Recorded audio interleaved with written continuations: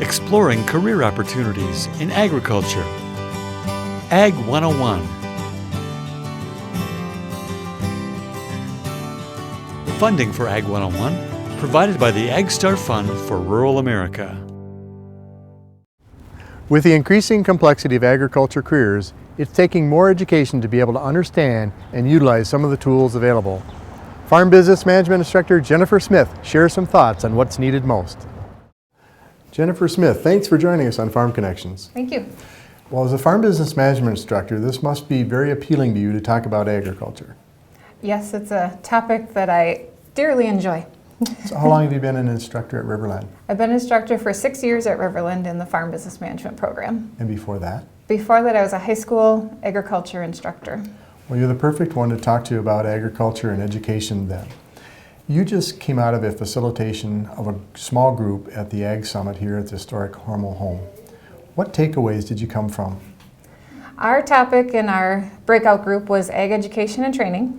And so our group came up with the information that we need lots of training and education in the agricultural industry area to have more people come out of colleges, 2-year, 4-year colleges with degrees to be prepared to go into the business and industry sector of agriculture. Why is that important? Very important, as all of our food production, safety, nutrition, biotechnology relates to agriculture in some ways. And as our farm population gets smaller, we need to educate our communities and everybody about the value of agriculture and how it impacts all areas of everybody's life. Are you seeing some gaps in the number of people applying for these quality jobs that are out there? We do have a shortage of teachers and also employees in the businesses. They're looking for a lot of quality people that have a background in agriculture as well as communication skills and the ability to learn and really grow in the industry that they choose to be employed in. What challenges do you see with moving this Ag Summit topic forward in terms of educational programming at Riverland? Some of the challenges that we talked about were marketing of the program, and we said we really need to get out there and educate people about the program, that it's available, and even down to like elementary level, that our educators, our parents, that the kids know even at a young age that agriculture is an industry that's growing and there's a lot of room for advancement and potential career growth. So it's a lot more than just going out and working in a barn anymore. There's many opportunities that are available. So part of growing our program at Riverland is going to be to market it, get the word out that it's available, and how it can work with going into a 4-year degree if that's the student's choice. What kind of misconceptions are surfacing in terms of agriculture and education? Some of the misconceptions, I think, are that we do have growth. I mean, the misconception is that it's, if you're going to go into agriculture, that you're going to go home and milk cows on the farm. Not necessarily always happening. There's a lot of areas that are available to take that information and the technology into different career areas. So, like with our GPS technology, GIS, working with the different areas of technology is a growing industry in agriculture, and using all of that data that's collected to make informed decisions about production and improving our efficiency in agriculture. The Austin Leadership Group recently toured a farm near Teope, Minnesota, where there's robots milking cows. And they came away from that meeting just astounded of the technology that's being used. So will we have the number of technicians we need to do the service and the sales on all this technology, or is that really what you're trying to establish here?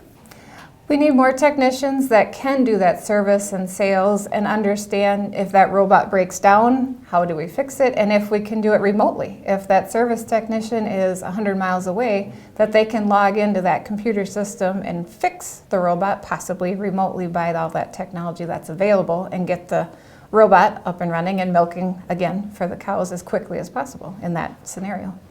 Well, you're working with livestock farmers and crop farmers in the farm management program, and you go right to their farm and help them with technology in the office. Mm-hmm. How are they embracing the technology on the production side?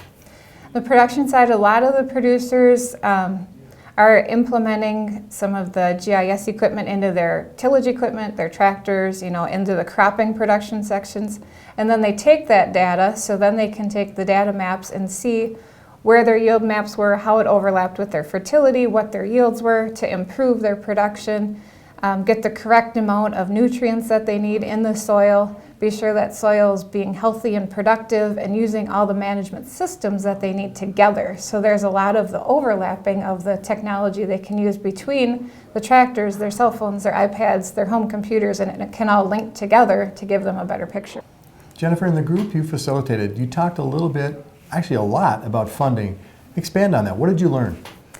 The funding for our new agricultural programs is key. We need funding in several areas. One is for the students coming to Riverland to make it available for them to be able to come, so the ability to have more scholarships available for the students who want to attend from all age groups, all diverse areas of the population. Plus we need the funding for our technology to keep up to date with the technology. So we need to communicate with our business and industry partners, other foundations possibly, to talk about funding for the college programs, for the agricultural programs, the legislature, of course, funding for the college.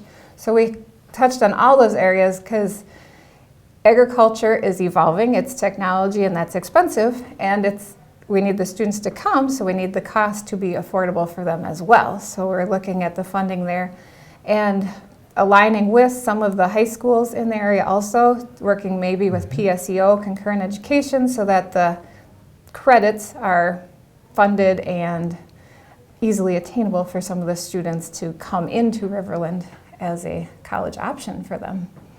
Well, it sounds like we have a lot at stake and we're all in this together. Yes, definitely a lot at stake, and it's a good thing to move forward with and a great potential in the future of agriculture. Thanks for being with us, and thanks for the work you do, Jennifer. Thanks.